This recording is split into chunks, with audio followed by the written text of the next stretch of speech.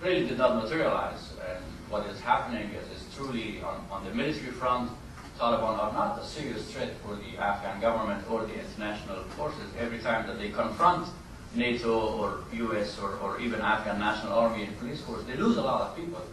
But they have shifted into terrorist methods of roadside bombing, suicide bombing, and other things that are deadly.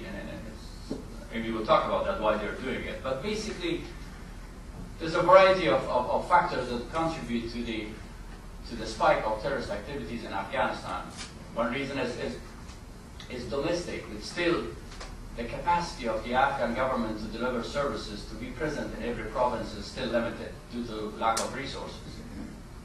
There are regional factors. Unfortunately, Iraq played a role on it, and unfortunately, terrorist safe havens are still operating outside Afghan border. As well as also 5 years after the assistance of the international community, many Afghans have not seen a significant change in their life. There's a frustration among ordinary Afghans of not seeing improvement in their lives. Schools, clinics are still on shortage. Only 6% of Afghans has access to electricity. And this is such a measurable means that no matter how you convince us that nobody's life is improved, there's a lot of things that are changing, he will say, my life is off. And it's hard to argue against that. And this is a very simple, basic service. And I've talked also about the difficulty or the challenge of coordination between different players. And what to do about it?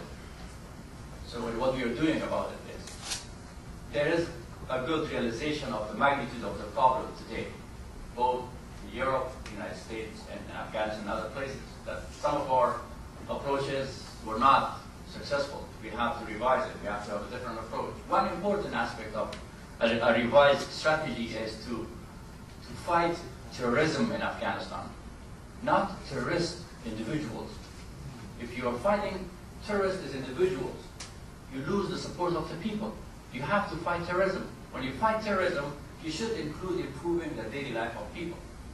You should include narcotics as part of the mandate of fighting terrorism. Because if you are in a country, Afghanistan or anywhere, and you are fighting say some Arab on the mountaintop, then people in the valley lose interest. They say, that's not my fight. Right? My security is not the same as your security. We have to make sure that as part of the mission, we cater to the security of the Afghan people. See, what do they need? The security of the Afghan people is threatened by Taliban. Yes, it is. But it is also threatened by many other things, including shortage of the services, lack of the government to deliver services, absence of drinking water, absence of schools. And that's where we have to deliver to keep these people with us. And on the military operation, it's going on a lot. It's mainly focused on clearing large areas from the presence of the terrorists. It's good, it's important, it has to be done. But if you don't do the follow-up with it, the terrorists will go from one province to another one, and will come back after the operation is over, or they'll go to Pakistan, and will come back after the operation is over. And also, when you have large-scale military operations, there will be always collateral damage. You cannot prevent that. There will be civilian life will be lost, and then you lose the support of the people. So it's very important once you clear the area from the presence of the terrorists, to have a mechanism to hold it, to have a mechanism for the government to be present, for the services to be delivered. And for that, we need to invest more in building the capacity of the Afghan army and police force. Our target for the Afghan army is 74,000. So far, we have trained 34,000. ANP, or the Afghan National Police Force, an important part of stability in Afghanistan. There has been really underinvestment in building the capacity so far. There are new programs to enhance that.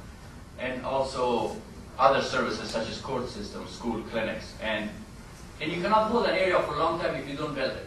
People should buy into this process, should see this, yes, when the government is there, when the international community is there, there's a difference for me, there's a difference for my life.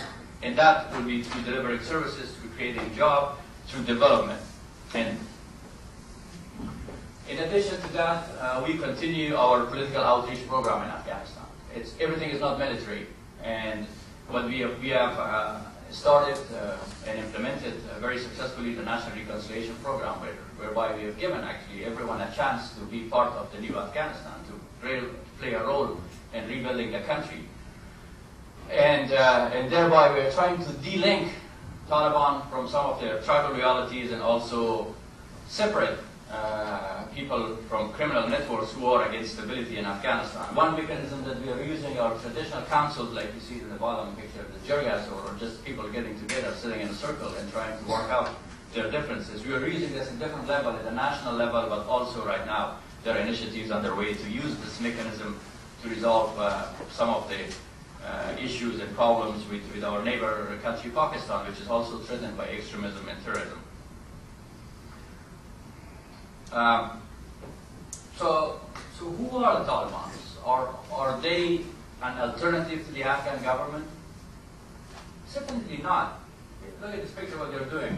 Suicide bombing, killing engineers, road builders, UN workers, journalists. Is this an alternative to what the Afghan government is doing? Definitely not. When you kill ordinary people, when you kill, especially target schools and soft target civilians, they are a group that they are known to the Afghan who they are and what they stand for. They were a government in Afghanistan for 4 years. We know what they deliver, what's their objective, what's their vision. So they have a terrorist group with dark past and history of oppression. The way there's no political vision, there's no charismatic leader, there's no Che Guevara among Taliban, there's no even a Yasser Arafat there. It's a black clergy that people have hardly seen this picture. So there's truly not, there's no appeal for Afghan people or for others to see them as a source of hope. They are foreign ideology, they have received financial and ideological support from outside. Their senior leadership is called the Qaeda and Miran Shah Shoras, so the name of the two cities outside Afghanistan. So the leadership is called the Qaeda Shora, that speaks about it, where they are and what they do. But at the same time, they are also capitalizing on the frustration of the people. If there is no delivery of services, if the basic services are not delivered, if the police is not present, if the security of people are still threatened by criminals, by spoilers, by warlords, by drug dealers, then they will turn to the Taliban. Or the Taliban will push them into becoming indifferent. The way they operate in Afghanistan, they use terror as a means of oppression and suppression of the civilian. They terrorize people so that they get along with it. We see what I call the Taliban 2.0, which is different from the Taliban that were in the government in Afghanistan. They used a lot more IEDs in Afghanistan, suicide bombing, again, a new phenomenon. And most religion, all religions, probably, including Islam, would very clearly has a teaching about suicide bombing. Islam is very clear on its teaching on this. Life is a gift given by God. No one can take it away except for God. And anyone, according to the Islamic teaching, anyone who kills himself is not even allowed to be buried in an Islamic cemetery. But they've changed that teaching. With the preacher of preaching hatred toward other people. There's a clear link with Al-Qaeda in Iraq, as you have seen in the IEDs and many others. On the bottom of the picture, you see some of while they were basically burning films and not allowing journalists and smashing TVs, and they were known for that. Now they all have a very sophisticated operation of producing DVDs, millions of them in Pakistan and many other areas. So clearly there is a link with other groups. There are other groups that I'm not going to go into detail that are operating there, but most of the other groups that cooperate with Taliban, such as Hizb Islami and the Haqqani network, the linkage is provided by Al-Qaeda. Just briefly on counter-narcotics, it is a serious threat for stability in Afghanistan, and it is the proceeds of narcotics feed into terrorism, into lawlessness, into the spoilers. And the best strategy to fight narcotics in Afghanistan or anywhere in the world, I think, is to prevent cultivation. Once it's cultivated, it's too late whatever you do. You pay an economic and high economic and social price when you eradicate. And we are emphasizing too much eradication while we are neglecting interdiction and providing alternative livelihoods. It's very important to provide alternative livelihoods. Human beings are the same anywhere in the world. If you give a farmer in Afghanistan or in Sacramento or anywhere a choice between life and death, he will choose life, even if his action is illegal. If he has to feed his children and his wife, he will do whatever it takes. But give him an option between a dignified life and a